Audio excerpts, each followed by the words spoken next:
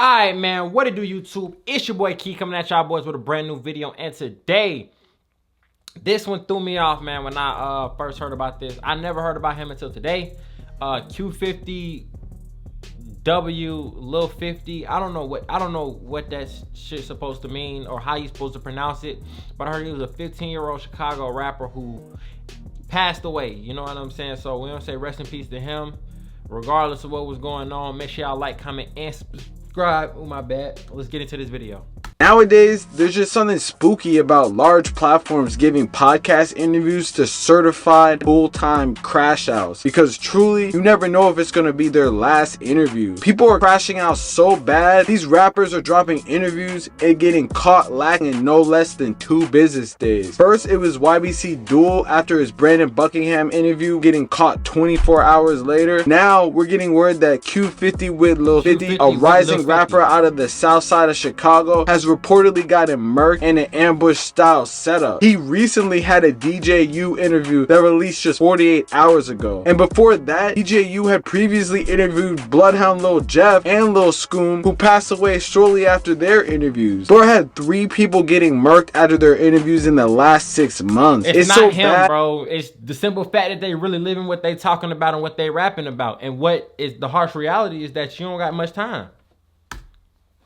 That after the last Q50Wlil50 interview, people are saying that DJU's platform is cursed, you know, like Couch is cursed, or it's his fault that these people are dying. Well, from the outside looking in, it could seem that way with the amount of dissing and gangbanging that goes on in that channel. Many of these people had real ties to the streets that would have probably either led them to jail or an early grave, which he makes sure to say every single time. And according to what I see online, y'all living a street life, okay? And y'all know, I'm sure y'all know by now, the 2 things that come with the street life, right? You a lot of young guys, and we've had several guys that, you know, left us this year. You feel me? This was a rough year for us, you know? Unfortunately for Lil 50, the grave caught up to him before the rap lifestyle ever did. And the beef that caused it was completely insane. From his sister calling out the person behind it and putting a 20K bounty on his head. That's 20K on somebody's head.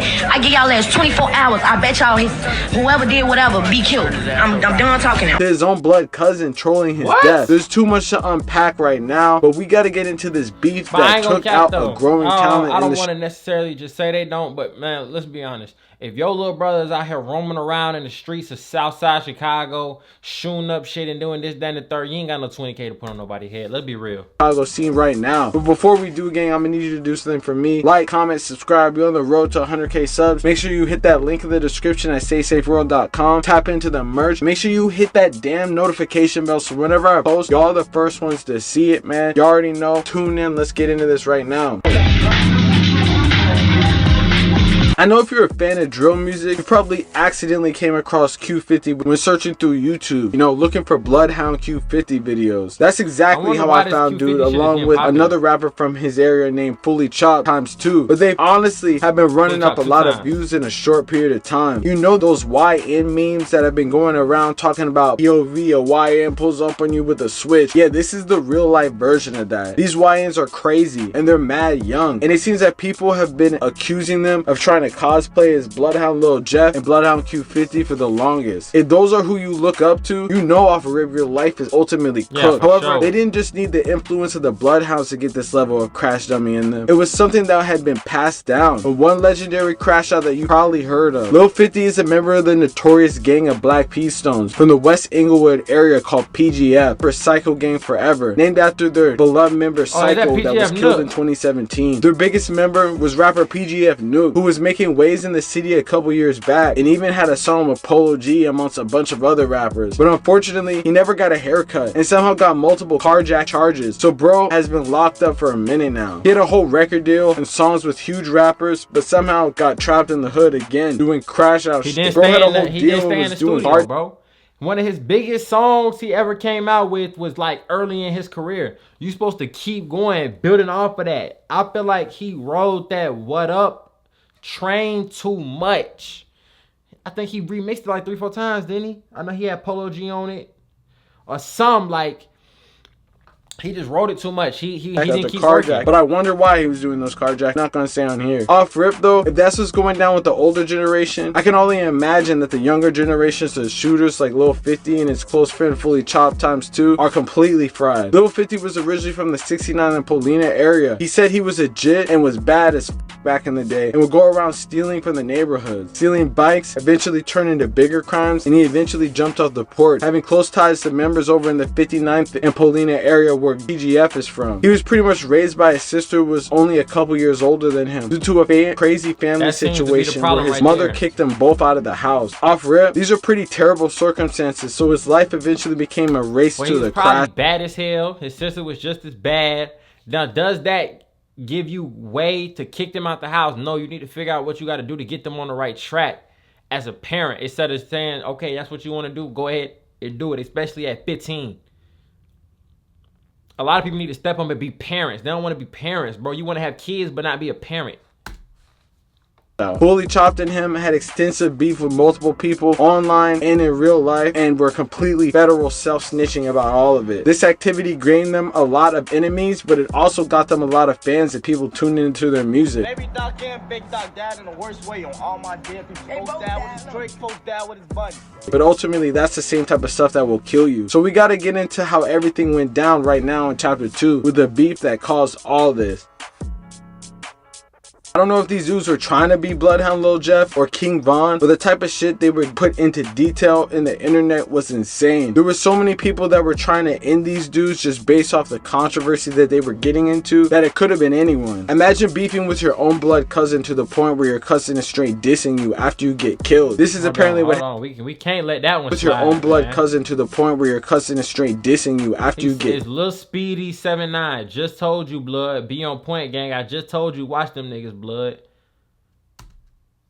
This is apparently what happened to Lil 50 after his supposed cousin Lil Speedy came out and dissed him after he died. Apparently, their relationship was strained after Lil 50 stole Lil Speedy's pipe, and apparently Lil Speedy is tied in with Drill City on something like that, or the younger members of that. On top of this, Fully Chopped even pretty much admitting to shooting Lil Speedy's house a couple months ago. Bruh, these dudes be really moving like they don't enjoy their freedom, so it's not surprising when crazy shit happens. I'm never gonna get over that. While that seems like an altercation that was already crazy, there's an even darker beef that apparently claimed the lives of several other people that many people point out could have had something to do with the death of Lil 50. One of the most aggressive beefs that spread its way online is the crash out internet beef that PGF had with another set in the South Side area called 147. 147 is a group emerging out of the back of the yards neighborhood of the South Side. They have a buzzing rapper named Glock Boy Bobo who was starting to recently make waves until he was arrested for several armed robberies. I mean, pretty much in all his music talks about armed robberies to the fullest, so I guess it makes sense that bro got arrested for multiple armed robberies, but he pretty much got cooked. While he's on the older side, like 27, 28, it seems that the younger members of 147 have been caught in a brutal war with the younger members of PGF that resulted in someone close to Block Boy Bobo getting killed. You see, Block Boy Bobo had a close friend named Murdoch who allegedly had 10 bodies on some Ted Bundy type shit. Murdoch was killed in a revenge shooting back in 2022 when he was out walking his dog. However, his younger brother Baby Drake, aka Baby Doc, had close ties to the gang and 147 in general. However, things went too far one day a couple months ago, and the relationship between these two gangs would forever get even worse. It's not really sure what caused the beef with PGF, but it seems like due to the close proximity of these gangs, they've been beefing for a number of years over territory and get backs and all type of things that gangs could just be having problems with. Block Boy Bobo, like I said before, was arrested on an armed robbery just a couple days before a tragedy would strike on the brother of his best friend. Due to the fact they never released the names of the victims because they were so young, it's hard to tell if this scene is the one where Baby Doc died, but it seems like it could be when you line up the timing. 15-year-old boy is critically hurt in a shooting in West Inglewood. Chicago police say the teen was standing on the sidewalk near 57th and Walcott right by Henderson Elementary School. Police say a car pulled up, one person got out and started shooting. The teen... On September 22nd, 2024, a 15-year-old boy, aka Baby Doc, was posted on the 5700 block of South Walcott Avenue. He was standing near a sidewalk at the location when an unknown vehicle pulled up, and at least one person from the inside got out and began shooting at him, police said. They hit him multiple times in the legs, but the car was able to get away. When the police arrived, it was too late and he bled out from his injuries. Not too long after this, members of PGF took to social media and have been dissing this guy Doc repeatedly. Fully Chopped posted switches and guns, pretty much saying that he had something to do with it, you know, making everyone's job easier. Just because these dudes claim it though doesn't mean that they actually could have been, because obviously there's so many gangs in Chicago, it could have been anyone. But he was hardcore saying it, that they had something to do with it. While the PGF shorties were making sure to go crazy online and claim this shooting, an ominous interview was set the scene for an eventual get back just a month later that we'll get into right now in the final chapter, the Cursed Couch. Honestly, bro, DJU got a crazy record. 3 people getting killed after his interviews with him. I feel like DJU is just interviewing real quote-unquote street guys, like really people out in the world who we think is like this or like that. He really interviewing them. He really interviewed Bloodhound Lil Jeff based off of what people were saying about him, not his fucking music. He interviewed Q50 on what people were saying about him, not his music. His music is just what to get him to the table, but he really interviewing him about what people say about him. He don't ask too many questions about music either, and he's trying to tell them, like, look, nigga, you got a chance to do something with some music shit. Focus on your music. You out here doing all this street shit, thinking that you gonna do something, that something good gonna come out of it. It's not. He be on there speaking facts to them. He don't be glorifying that bullshit.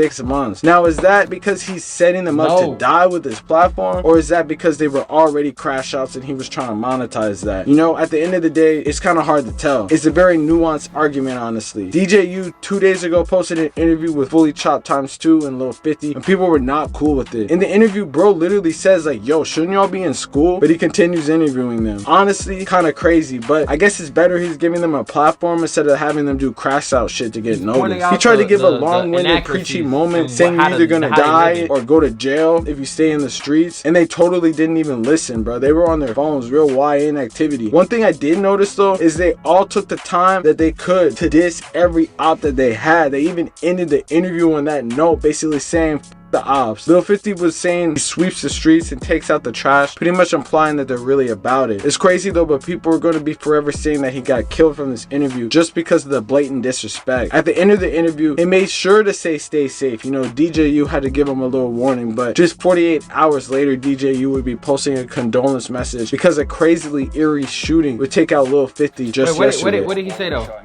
Sending my condolences to Q50Wlil50's family, especially his 19-year-old sister who has been responsible for raising her brother since she was 16. Parents need to be parents. Y'all don't know half the stuff these kids go through on a daily basis living in Chicago, but y'all are so quick to pass your malice judgment. Be kind and keep an open mind. DJ, you go crazy. I muted it. 50 just yesterday. A boy was shot and killed overnight in West Woodlawn. Courtney is live at Comer Children's Hospital with what we've learned. Courtney? Yeah, good morning to you both. That boy was rushed here last night to the hospital after he was wounded in that shooting, but he did not survive. Over here now.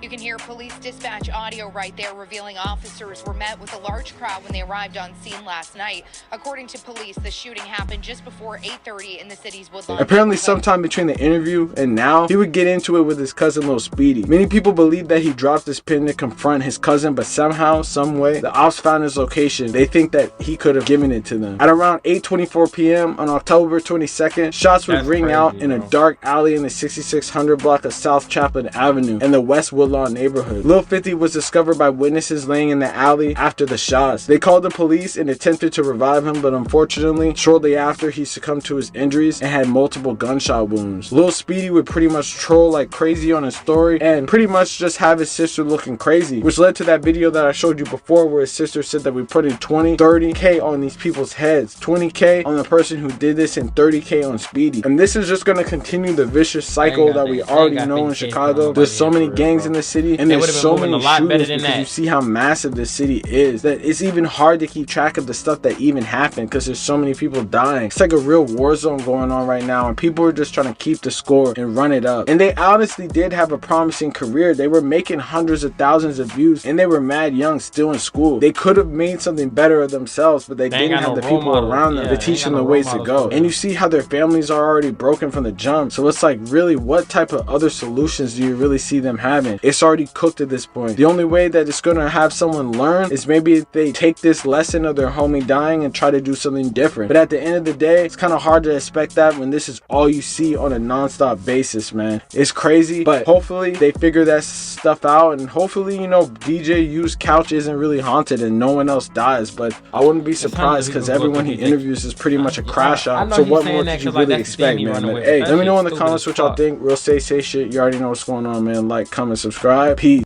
Alright, man, so that's gonna wrap up that video, man, on Q50. I don't even know how to say this nigga name, bro. Q50Wlil50, Chicago rapper, 15 years old, who passed away. He got killed in the alley, bro. Yeah, like, shit crazy, bro.